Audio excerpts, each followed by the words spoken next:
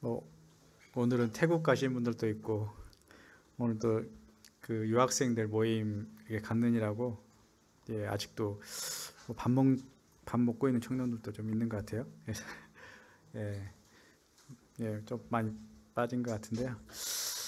그래도 오늘 또 말씀 나누도록 하겠습니다. 오늘은 이제 갈라디아서 6장 좀 울리네요. 갈라디아서 6장 말씀입니다. 마지막 그 6장 말씀인데요. 그래서 이 6장 말씀에 오기까지 사실 갈라디아서 말씀을 통해서 이제 어떻게 이제 전체적인 내용이 전개됐는지 아마 전체적인 갈라디아서 좀 요약을 하고 그다음에 6장의 의미를 좀 나누도록 하겠습니다. 뭐 대부분 서신서들이 그랬던 것처럼 앞에적인 원리적인 부분들을 좀 얘기하고 6장의 이제 후반부에는 이제 적용적인 부분들을 많이 얘기하는데 오늘도 역시 그 6장에 이제 실제적인 어떤 적용 부분들이 나오는데 그에 앞서 우리가 준비돼야 되고 어떻게 이제 준비가 되어질 때 우리가 그 삶에서 적용할 수 있는 부분도 의미가 있는 것 같습니다. 그렇지 않고 그냥 뒷부분만 이제 적용 부분만 얘기한다면 또 그 실제적인 신앙의 삶의 영적인 원리를 좀 따르지 못하고 스스로 또 하는 경향들이 많이 있는 것 같아요. 그래서 아무튼 오늘 마지막 장인데 전체적으로 좀 짧게 갈라디아서 말씀 전체를 좀 요약해 보도록 하겠습니다.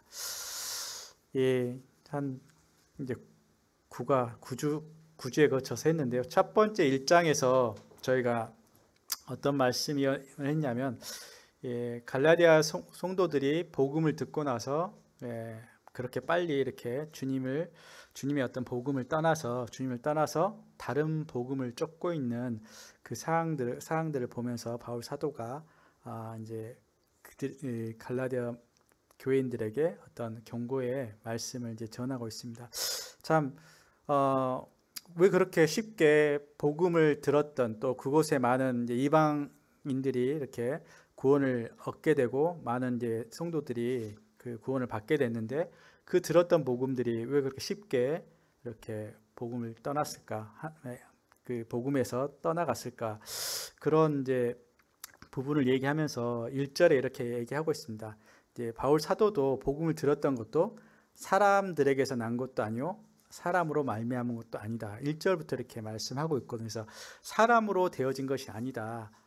내가 사도가 된 것도 내가 복음을 증거하게 된 것도 사람에게서 난 것이 아니라 오직 예수 그리스도와 하나님 가운데서 하나님으로 말미암아서 내가 사도 된 거다 하면서 이 복음에서 우리가 쉽게 떠나갈 수 있는 가장 첫 번째 부분은 사람을 쫓을 때 우리가 복음에서 떠나가는 게 되는 것 같아요. 그래서 정말 복음의 말씀이 어떠한지를 우리가 보지 않고 그 사람의 어떠함을 이렇게 쫓아갈 때 또 어떤 행위를 쫓아갈 때 우리가 쉽게 이 복음에서 좀 멀어질 수 있다는 경고의 말씀을 하고 있습니다. 그래서 주요 9절로 10절에 내가 사람을 좋게 하겠느냐 사람의 기쁨을 구하겠느냐 하나님께 좋게 하고 내가 그리스도의 종이다. 그 하나님을 기쁘게 하는 삶이다.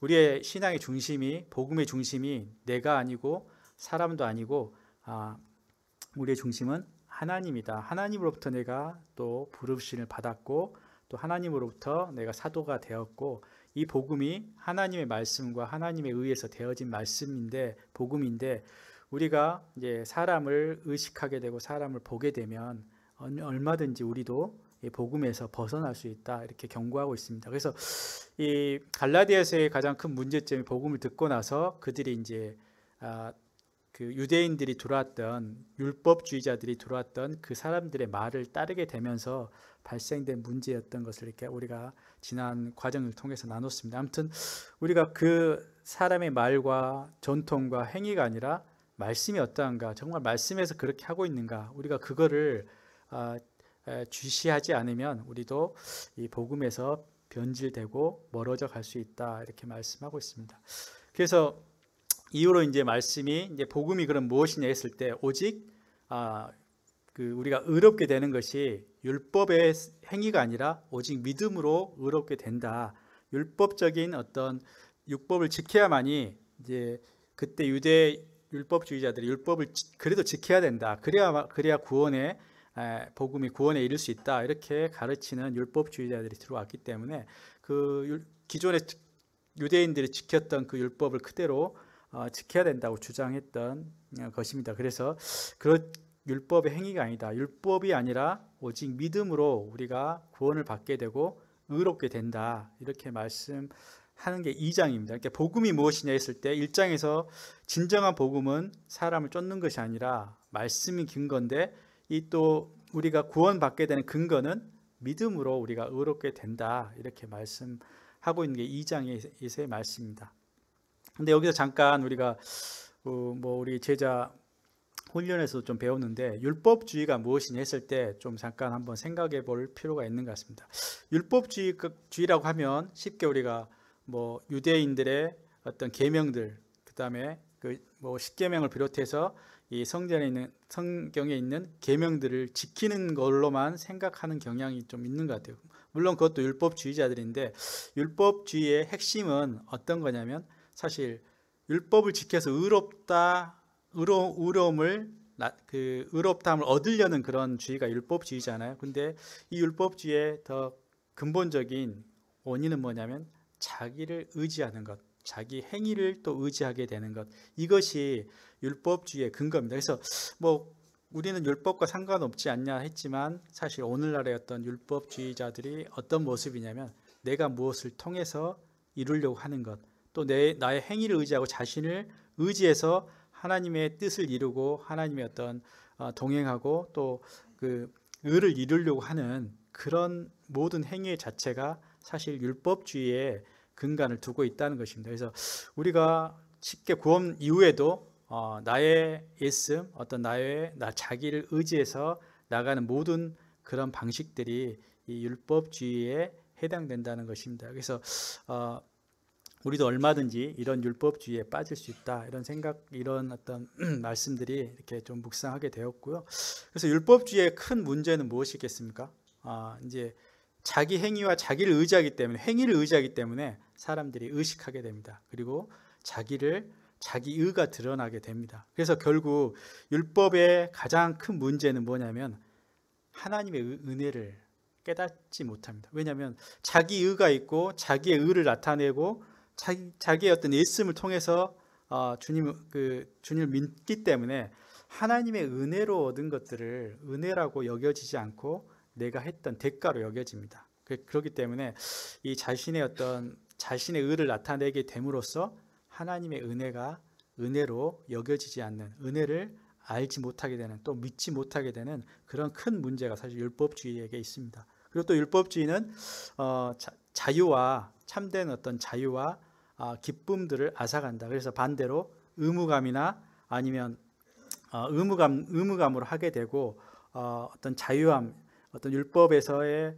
어떤 자유함을 누리기보다는 율법 아래서 우리가 순종해야 되고 그래야만이 그 의를 이룰 수 있기 때문에 그 율법 아래에 매여 있게 되는 것입니다. 또 율법의 어떤 그 결과에 또 율법의 어떤 그 지켜야 되는 지키지 못했을 때는 그 율법 아래에 저주를 받게 되는 또 벌을 받게 되는 그런 저주 아래에 있는 모습이 종된 모습, 율법의 종된 모습이 율법주의의 모습입니다. 그렇지만 이제 우리 가운데 하나님 우리를 의롭게 하셨고 또 우리를 자유케 하신 것이 하나님의 은혜고 우리에게 주어진 믿음으로 얻게 되는 자유함과 의롭게 됨은 그 믿음으로 이렇게 얻게 된 것을 말씀하고 있습니다. 그렇기 때문에 오직 우리가 하나님 앞에 의로 나타나기 위해서는, 의롭게 되어지기 위해서는, 의로움을 얻게 하기 위해서는 나의 있음과 나의 노력과 나의 어떤 것이 전혀 안 들어간다는 것입니다. 오로지 하나님에 의해서 이루어지고 그 하나님의 이루신 것을 우리가 믿음으로 받을 때 우리가 의롭게 여겨진다, 이렇게 말씀하고 있습니다. 이 말씀 우리가 너무 잘 알고 있는 말씀이잖아요. 근데 의외로 우리가 믿음으로 하나님이 하셨던 이 사실들을 믿음으로 받지 못하는 경향이 훨씬 많은 것 같아요. 그래서 이 믿음으로 의롭게 되고 또 믿음으로 우리가 주님 앞에 그 상화의 과정도 믿음으로 이루어진다는 사실을 말씀하고 있습니다. 그래서 우리가 의롭게 되는 것이, 2장에서는 의롭게 되는 것이 우리의 행위와 나에 의해서가 아니라 오직 믿음으로 된다. 이 말씀을 다시 한번 율법주의에 반해서 2장에서는 다시 한번 이렇게 말씀하고 있습니다. 3장에서는 이제 갈라디아 3장에서의 내용은 어떤 내용이냐면 우리가 의롭다함을 얻게 됐을 뿐만 아니라 이제 우리 안에 성령님이 거하셔서 우리의 어떤 영적인 삶을 살아가게 하는 그 능력도 구원 이후에 우리의 성화의 삶도 오직 믿음으로 이루어진다. 그래서 성령을 너희가 받을 때 율법의 행위로냐 아니면 오직 믿고 믿음으로냐 했을 때 믿음이냐 이렇게 말씀하고 있습니다. 그래서 이 믿음으로 우리 가운데 우리가 성령이 우리 가운데 임하게 되는 것도 우리의 어떠함이 아니라 믿음으로 된다고 이렇게 말씀하고 있습니다. 그리고 4장에 넘어가서는 이제 믿음으로 통해서 얻게 되는 여러 가지 신분에 대해서 얘기하고 있습니다. 아들이 되었고 또 상속인이 되었고 약속의 자녀였고 그리고 마지막에 이제 4장에서 강조하고 있는 자유한 자다. 너희가 전에는 율법의 종이었고 율법 아래 매여 있었고 율법의 저주 아래 있었지만 이제는 율법의 어떤 행위에 매여 있지 않게 되는 자유인이다. 아들이다. 하나님 안에서 아들이면서 약속의 자녀일 뿐만 아니라 이제 자유한 자다 이렇게 말씀하고 있습니다. 그래서 갈라디아서 이제 5장 말씀에는 그 자유로 이제는 성령을 따라 행해라 이렇게 말씀하고 있습니다. 우리에게 자유를 주셨고 우리 안에 믿음을 통해서 의를 이루게 하셨고 성령을 주셨는데 이제 이 얻어진 이 자유한 신분을 통해서 우리가 성령을 따라 행하라고 말씀하고 있습니다. 그래서 이제 마지막 이제 6장 오늘 말씀 나눌 6장인데 6장 말씀 그래서 성령으로 행하는 실제적인 삶이 무엇인가? 이제 마지막 5장 25절에 보면 만일 우리가 성령으로 살면 또한 성령으로 행할지다. 너희가 그 자유함을 주셨는데 이 자유를 육체의 기회로 삼지 말고 오직 사랑으로 서로 종노릇 하라 이렇게 말씀하고 있습니다. 그래서 우리에게 얻어진 의와 성령님이 임하게 된 이 사실을 통해서 또 자유함을 통해서 우리가 어떻게 나가야 될지 말씀하고 있는데 이 자유로 성령을 쫓아 행하라. 성령에 의해서 행할 것을 말씀하고 있는 게 5장 말씀이고 이제 6장에서 다시 그 성령으로 행하는 삶의 실제적인 삶을 말씀하고 있습니다. 그래서 6장에서의 이제 실제적인 삶을 얘기하면서 크게 두 가지 부분을 얘기하고 있습니다. 첫 번째는 짐을 지라. 짐을 지라고 이렇게 말씀하고 있고 이제 두 번째는 십자가의 삶에 대해서 이렇게 말씀하고 있습니다. 그래서 성령을 따라 행하고 성령으로 행하라고 했을 때 성령님이 우리 가운데 오셔서 하시는 일이 무엇입니까? 여러 가지 성령의 지난과에 우리 성령의 역사, 성령의 열매에 대해서 많이 나누는데 성령이 우리 가운데 오셔서 하시는 일 가운데 가장 큰 일이 하나님의 신령한 하나님의 속한 신령한 것들을 우리에게 알리시고 또 우리를 인도하시고 하나님의 지혜를 알게 하시고 또 능력이 있게 하시고 이런 모든 우리의 경건에 속한 모든 어떤 능력들이 성령을 통해서 우리에게 주어졌다는 사실을 말씀하고 있습니다. 그런데 오늘 그 여러 가지 이제 그 성령의 역할 중에 특별히 우리에게 말씀하시는 것이 성령을 따라 행하는 삶의 가장 중요한 것이 서로 하나됨에서 얘기하고 있고 서로 사랑하라 이런 부분에 이런 부분에 말씀하고 있습니다. 성령 안에서 서로 하나 되기를 힘쓰라고 에베소서 4장 3절 말씀에서 얘기하고 있거든요. 그래서 하나 되고 서로 사랑하는데 가장 구체적으로 어떤 부분이 나타날까 했을 때 서로 짐을 지는 모습으로 나타납니다. 그래서 우리가 짐을 지라 이렇게 얘기했을 때는 다분히 이제 아까 율법주의도 좀 얘기했지만 우리의 예씀과 어떤 짐을 지고 뭐 이런 표현들이 왠지 의무적으로 느껴지고 율법적으로 느껴질 수 있는 것 같아요. 근데 사실 율법과 우리 그 성령 안에서 행하는 삶의 우리의 삶의 어떤 순종의 삶은 다른 점 뭐냐, 우리가 이걸 통해서 우리가 자기의 의를 이루고 자기의 어떤 의를 이루려고 하는 그 모습은 어떤 율법주의의 모습이지만 주님 안에서 우리가 성령 안에서 힘써 주님을 알아야 되고 주님이 뜻하신 그 삶에 우리가 적극 순종해야 되는 삶을 얘기하고 있습니다. 그 중에 대표적으로 이제 서로 사랑할 하나됨에 있어서 서로 짐을 지는 부분이 말씀하고 있는데, 마태복음 11장 28절 30절 말씀에는 이렇게 우리가 잘 알고 있는 말씀인데, 수고하고 무거운 짐진자들아 다 내게로 오라 내가 너희를 쉬게 하리라, 이렇게 말씀하고 있거든요. 그래서 이 짐은 우리가 홀로 지었던, 주님 없이 우리가 우리 인생을 책임져야 되는 그 짐이지만, 뒤에 후반부에 나는 마음이 온유하고 겸손하니 나의 멍에를 메고 내게 배우라 그리하면 너희 마음이 쉼을 얻으리라 이는 내 멍에는 쉽고 내 짐은 가벼움이라, 이렇게 말씀하고 있군요. 주님을 믿으면서도 여전히 어떤 율법적인 어떤 율법 아래에 있는 그 짐이 아니라 주님을 따른 삶 가운데서도 주님 안에서 우리가 멍에를 메야 되고 우리가 주님의 짐을 져야 되는 것입니다. 이 짐은 무엇이겠습니까?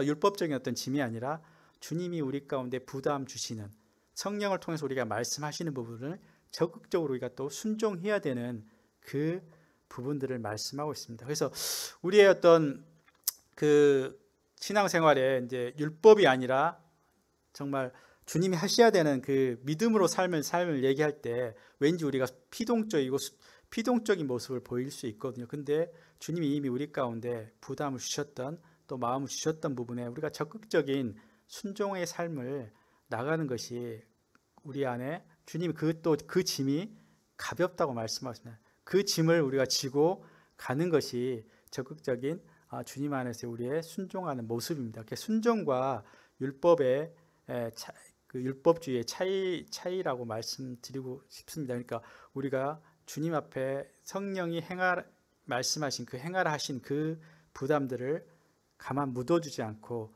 우리가 그 삶을 적극적으로 순종의 삶으로 나가야 될 것도 역시 말씀하고 있습니다. 근데 어떤 짐이냐 했을 때 오늘 두 가지로 이렇게 본문에서는 말씀하고 있거든요. 서로 짐을 지라. 1절 말씀이죠. 2절 말씀에 너희가 짐을 서로 지라. 그 다음에 5절 말씀에 서로 짐을 질 거를 말씀하시고 있고, 5절 말씀에는 각각 자기의 짐을 질 것을 이렇게 말씀하고 있습니다. 그래서 이 2절 말씀에 있는 짐은 이제 우리 그 교재에도 나와 있는데, 이제 짐은 바로스라는 언어로 정말 자기가 감당하기 힘든 짐을 얘기합니다. 어떤 공경, 시련, 어떤 죄로 넘어짐, 이런 일을 통해서 내가 스스로는 감당하기 힘든 그 짐인 것입니다. 이 짐에 대해서 우리가 어떤 책임이 있는, 우리도 같이 그 짐을 서로 같이 지어야 될 책임이 있다고 말씀하고 있습니다. 단지 우리가 그의 어떤 공경과 어려움, 감당하기 힘든 어떤 상황 가운데서 주님이 하실 거야, 단지 이렇게 말하는 것이 아니라 우리가 같이 그 짐을 나눠 지어야 될 그 책임이 우리 가운데 있다고 말씀하고 있습니다. 오히려 율법주의자들은 판단하게 될 것입니다.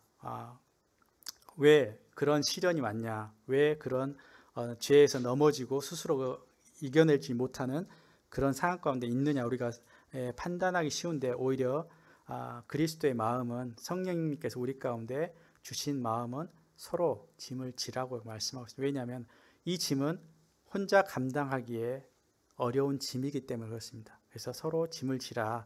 그래서 그리하여 그리스도의 법을 성취하라. 이 짐은 적극적으로 다른 사람의 짐을 책임져 주는 것을 의미합니다. 때로는 우리가 어떤 형제가 넘어짐을 통해서 우리가 넘어졌을 때 그 형제를 우리가 비난하고 비판할 수 있습니다. 그렇지만 그거는 합당한 성령의 합당한 말씀이 아니라고 말씀하고 있습니다. 왜냐하면 우리의 판단하는 것은 우리의 율법적인 태도에서 우리가 그를 판단한 것이, 오히려 우리는 그 형제의 짐을 판단할 것이 아니라 같이 져야 될 것을, 감당해야 될 것을, 같이 책임져야 될 것을 말씀하고 있습니다.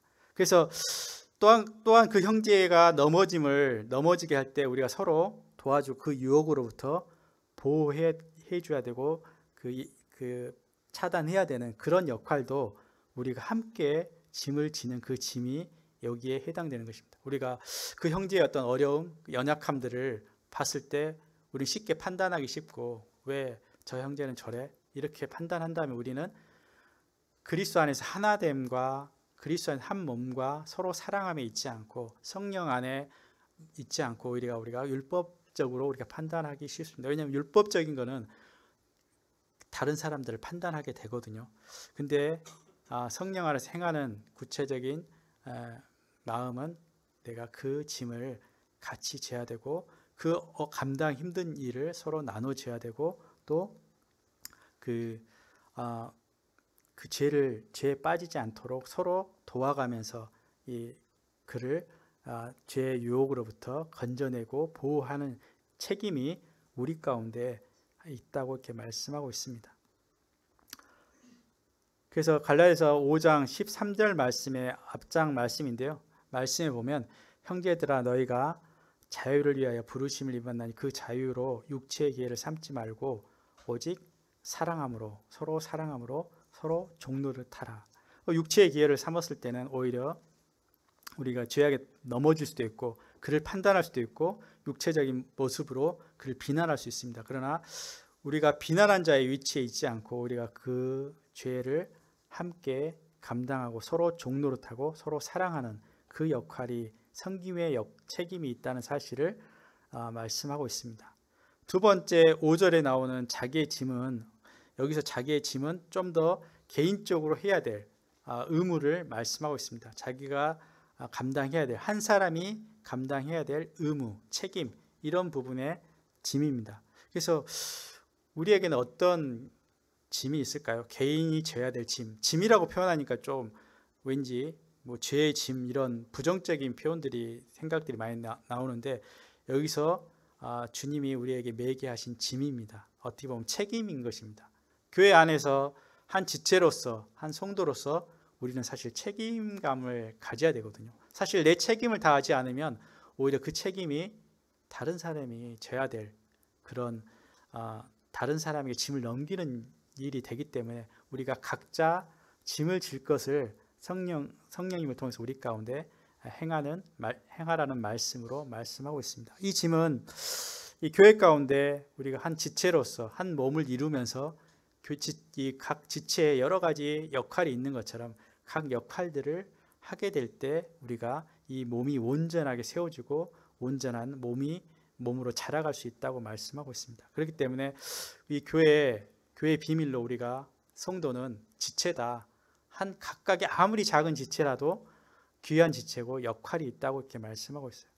그래서 참 이번에 저는 우리 유학생 복음 전도 유학생 초대하는 모임을 통해서 참 봤던 부분이 뭐냐면 참 여러 역할들을 이렇게 맡아서 함께 하면서 이루어졌다는 사실이 너무 기쁨이 됐습니다. 사실 혼자 이렇게 어떤 전도지를 나누라든가 초대장을 나눈다든가는 굉장히 많은 부담이 되고 좀 어려움이 되는데 사실 형제들과 함께 같이 하게 될 때 너무나 쉽고 함께 이렇게 가볍게 마음으로 이렇게 하게 되는 것을 보고 여러 가지 이번 일을 통해서 저는 여러 가지 주님이 각자의 역할들을 하시는 거 보면서 맡기신 그 역할을 통해서 각각의 역할을 통해서 주님이 이 뜻을 이루어 가신다는 사실들을 다시 한번 좀 보게 되면서 내가 그 역할을 안 맡으면 누군가가 하겠다고 이렇게 생각하겠지만 누군가가 없습니다. 내가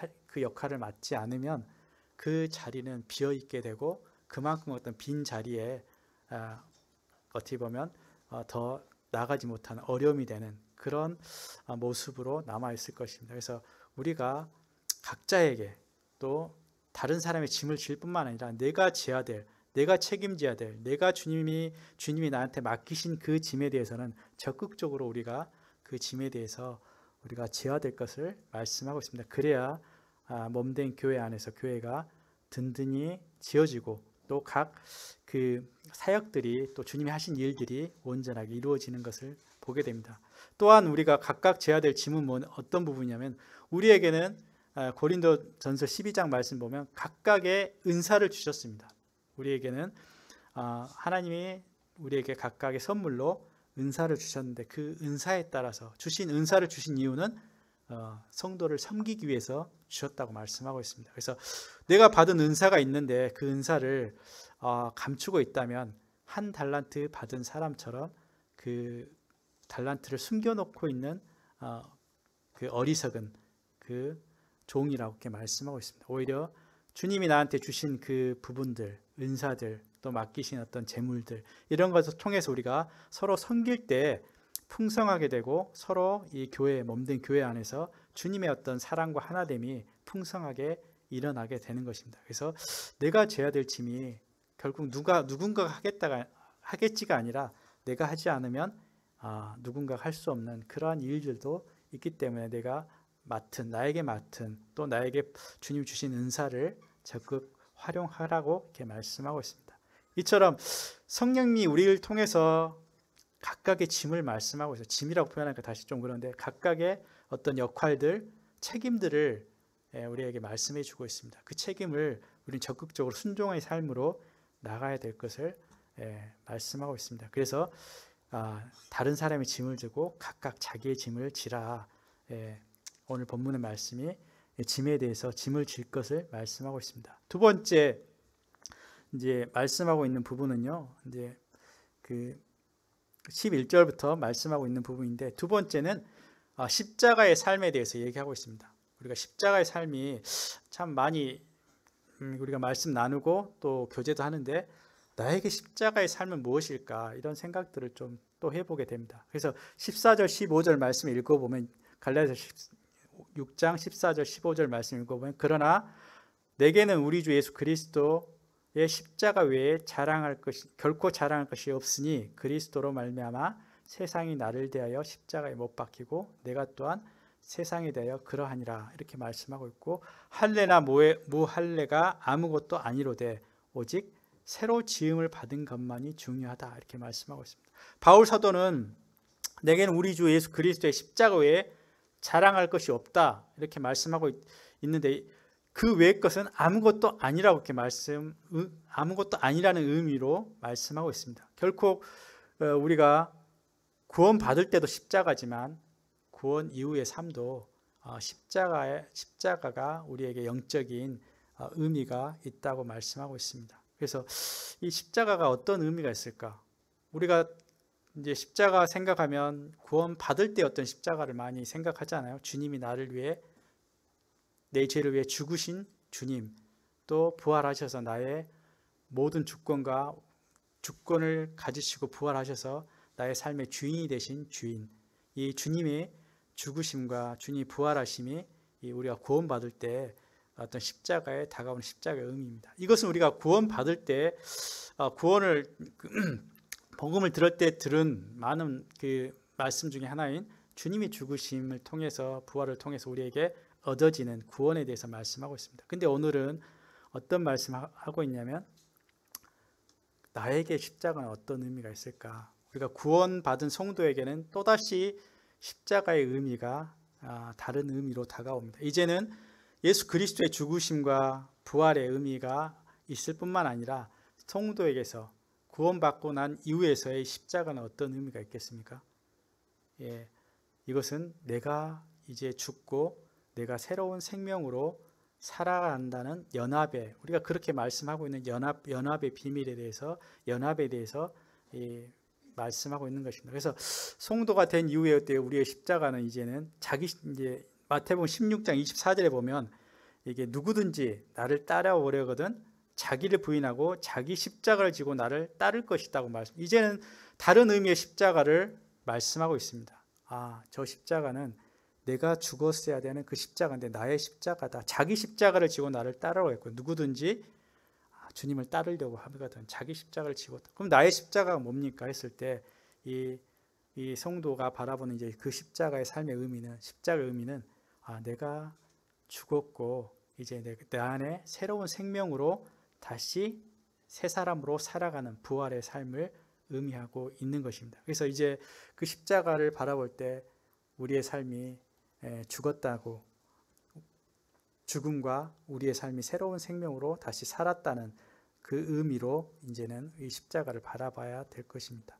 그러면 다시 한번 잘 알고 있는 말씀이지만, 내가 죽었다는 의미가 어떤 의미가 있을까요? 여러 가지 말씀이, 오늘 교제도 나의 십자가에서 내가 죽었다는 의미가 도대체 어떤 의미가 있을까 했을 때 오늘 교재에도 이렇게 여러 부분의 말씀이 나와 있습니다. 근데 다시 한번 몇 가지 한번 보도록 하겠습니다. 로마서 6장 6절 말씀에는 우리가 알거니와 우리의 옛사람이 예수와 함께 십자가에 못 박힌 것은 죄의 몸이 죽어 다시는 우리가 죄에게 종노릇 하지 아니하려 합니다. 우리의 옛사람이 예수와 함께 십자가에 못 박혀 죽었다 이렇게 말씀하고 있습니다. 첫 번째, 십자가에서 이제 나의 죽음으로 바라보는 이 죽음의 의미는 나의 옛사람, 정말 내가 주인 되어서 내 육신의 노력으로 육신의 삶으로 살았던 내 옛사람이 죽었다고 선포해야 될 그 죽음인 것입니다. 내 옛사람은 죽었다. 더 이상 내가 그런 삶으로 살지 않는다고 고백되는 나의 옛사람의 죽음을 선포하는 그 말씀이 로마서 6장 6절 말씀입니다. 또 어떤 부분에서 우리가 죽었습니까? 갈라디아서 2장 19절 말씀에 보면 내가 율법으로 말미암아 율법에 대하여 죽었으니 이는 하나님에 대해서 살려 함이다. 예, 우리가 사실 율법에 대해서도 죽음 자임을 이 말씀에서 선포하고 있습니다. 율법에서 죽었다는 의미가 어떤 의미입니까? 이제 더 이상 우리가 율법 아래에 있지 않게 된다. 하나님에 대해서 살게 하신다. 이렇게 말씀하고 있습니다. 그 율법이 아까 초반에 얘기했던 것, 율법이 어떤 그 근본적인 그 마음을 갖고 있냐면 자기의 노력, 자기를 의지하는 것, 자기의 애씀이 이 율법주의의 특징인 것입니다. 그래서 율법에 대해서 죽었다는 의미는 이런 의미가 있는 것입니다. 나의 애씀과 나를 의지해서 나아가려고 하는 그 삶에 대해서 내가 더 이상 그렇게 살지 않는 자가 되었다고 선포하는 것입니다. 그리고 갈라디아서 5장 24절 말씀에 보면 그리스도 예수의 사람들은 육체와 함께 그 정욕과 탄심을 십자가에 못 박았다고 말씀합니다. 세 번째, 우리가 죽었다고, 십자가에 못 박혀서 죽었다는 부분이 어떤 부분이냐면 정욕과 탐심이 십자가에 죽었다고 말씀하고 있습니다. 내 어떤 욕심과 이 욕구들이 더 이상 이 나의 욕심이 죽은 자다. 더 이상 욕심대로 살지 않겠다고 바라보는 것이 나의 십자가에서 내 욕심이, 정욕이, 탐심이 죽었다고 고백하는 것입니다. 그래서 내 탐심이 죽었다 이렇게 말씀하고 있습니다. 네 번째 부분은 어떤 부분이냐면 갈라디아서 6장 14절 부분에 말씀하고 있는데 갈라디아 오늘 본문 말씀 6장 14절 그러나 내게는 우리 주 예수 그리스도의 십자가에 결코 자랑할 것이 없으니 그리스도로 말미암아 세상이 나를 대하여 십자가에 못 박히고 내가 또한 세상에 대해서 그러하니라. 사실 이 죽음은 우리가 세상에 대해서 추구하고 있는 삶에 대해서 우리가 죽었음을 선포해야 된다고 말씀하고 있습니다. 이미 이제는 세상에 속한 자가 아니라 하늘에 속한 하늘의 위의 것을 쫓아가는 삶이라고 말씀하고 있습니다. 여전히 우리가 이 세상에서 머물러 살지만 이 세상에서 더 이상 우리가 추구하지 않고 이 세상에 대해서 죽은 자임을 선포하고 있는 말씀입니다. 이렇게 우리가 크게 네 가지, 나의 옛사람과 나의 애씀, 율법적인 나의 애씀과 나의 욕심과 이 세상에 대한 죽음이 이 십자가를 바라볼 때 나의 죽음의 의미를 말씀해 주고 있는 것입니다. 그래서 이에 대해서 우리가 죽은 자다. 내가 새롭게 살아가는 이 삶의 모습은 이러한 욕심과 세상과 나의 노력과 나의 애씀과 이런 그 하나님 없이 살아가려고 했던 나의 자아에서 벗어난 자임을 우리가 매번 이 십자가를 바라볼 때 이제 우리가 고백해야 되는, 주장해야 되는 말씀인 것입니다. 예수 그리스도의 죽으심이 나의 대속이 된 것처럼 이제는 그 십자가를 바라볼 때 나의 이 죽음을 계속적으로 선포하고 여기라고 말씀하고 있습니다. 또 나에게 두 번째, 이제 나의 십자가에서 죽음을 얘기했다면 이제 나의 십자가에서의 부활의 의미는 어떤 의미일까? 나의 부활의 의미는 어떤 의미인지 갈라디아서 3장 27절 말씀에서 이렇게 말씀하고 있습니다.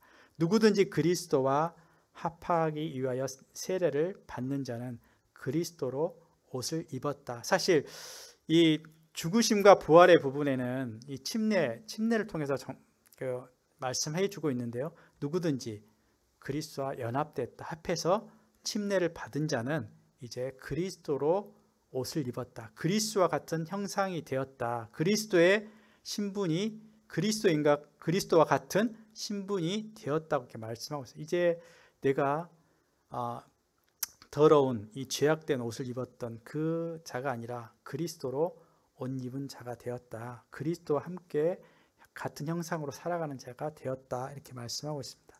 그리고 로마서 6장 4절에는 우리가 새 생명, 성령님이 우리 가운데 임하셔서 우리가 새로운 생명으로 살게 되는, 나는 내 안에 그리스도가 사신 것이다, 이 고백한 것처럼 우리의 새로운 부활의 새로운 삶은 내 안에 그리스도가 살아가는 새 생명으로 살아가고 있는 사실들을 우리가 계속 붙잡아야 될 것입니다.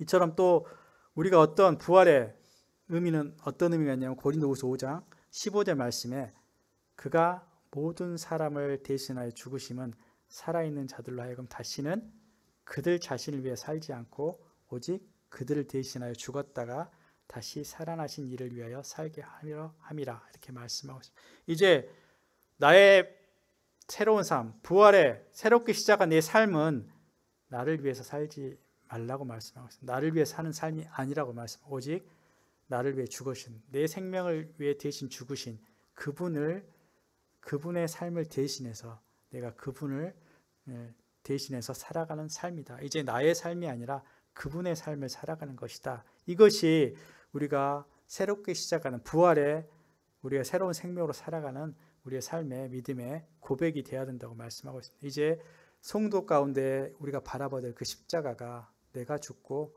내 안에 그리스도 대신해서 살아가는 삶이다. 이 삶을 믿음으로 이렇게 바라보고 고백해야 되는 것입니다. 그럴 때 우리가 진정한 성령을 쫓아 행하게 되고 우리 안에 영적인 성숙이 일어날 것들을 말씀하고 있습니다. 그래서 마지막으로 이제 17절 말씀에 보면 이 그리스도의 십자가의 의미가 십자가밖에 자랑할 것이 없고 십자가가 내가 바라봐야 될 그 부분이라면 이제 그 십자가를 졌을 때 17절 말씀에 이후로는 누구든지 나를 괴롭게 하지 마라. 내가 내 몸에 예수의 흔적을 지니고 있느라. 이 예수의 흔적이 뭘까요? 저는 바울 사도가 여러 채찍에 맞게 되고 실제 어떤 몸에 어떤 흉터와 흔적이 있을 거란 생각입니다. 저는 그것도 예수의 흔적이지만 우리 안에 있는 예수 그리스도의 흔적이 무엇일까요? 저는 우리도 동일하게, 사실 내가 십자가에 질지는 않았지만 우리 안에 마음에 내가 죽은 자고 내가 그리스도를 향해서 그리스도를 대신해서 살아간 자고 새로운 생명으로 그리스도로 옷 입어 살아가는 자임을 고백하는 우리 마음의 십자가가 예수 그리스도의 흔적이라고 드리고 싶습니다. 정말 나에게 어떤 흔적이 있을까? 내가 죽고 내 안에 정말 그리스도가 살아가는 내 안의 흔적은 내가 짊어져야 될, 내가 죽어야 될, 내가 또 부활하게 될 그 십자가가 우리 마음의 흔적이라고 이렇게는 보게 되는 것입니다. 그래서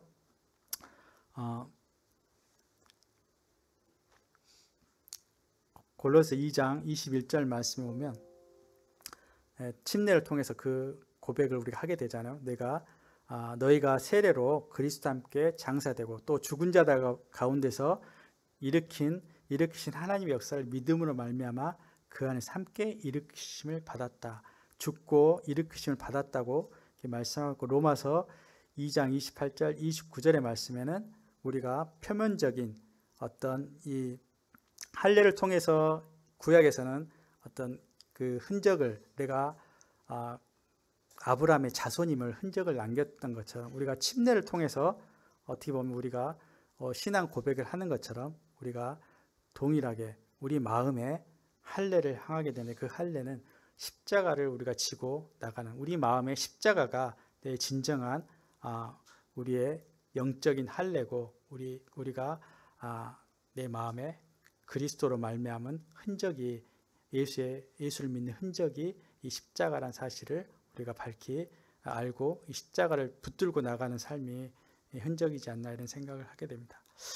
참 예, 이상으로 이렇게 우리의 구원 이후에 우리가 붙들어야 될 그 십자가를 우리가 붙들고 자기 십자가를 지고 나를 쫓으라고 말씀하셨던 것처럼 이제는 이 십자가를 바라보면서 나의 죽음과 나의 새로운 삶을 계속 고백하면서 이 십자가를 붙들고 나가는 삶을 살게 되기를 원하는 마음이 있습니다. 기도하고 마치겠습니다.